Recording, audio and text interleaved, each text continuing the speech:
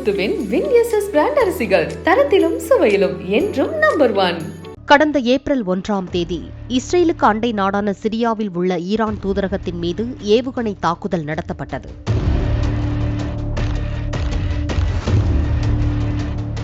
இந்த தாக்குதலில் ஹிஸ்புல்லா கிளர்ச்சியாளர்களுக்கு ஆதரவாக இருக்கும் ஈரான் ராணுவ அதிகாரி முகமது ரெஸ்ஸே ஜாஹிதி கொல்லப்பட்டார். இதையடுத்து இஸ்ரேல் மீது ஈரான் தாக்குதல் தொடுத்தது. இனிமேலும் ஈரான் தங்கள் மீது தாக்குதல் நடத்தினால் இஸ்ரேல் நாடு தன்னிடமுள்ள தெர்மல் வெப்பன் ரேடியேஷன் எனும் ஆயுதத்தை பயன்படுத்த தயாராக இருப்பதாக சொல்லப்படுகிறது. இதை வைத்து தாக்கினால் மக்களின் உயிருக்கு ஏதும் பாதிப்பு ஏற்படாது.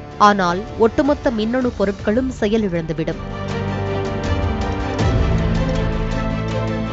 இதன் காரணமாக ஏவுகணைகள் மற்றும் ரேடார் உள்ளிட்டவைகளை பயன்படுத்தவே முடியாத சூழல் ஏற்படும்.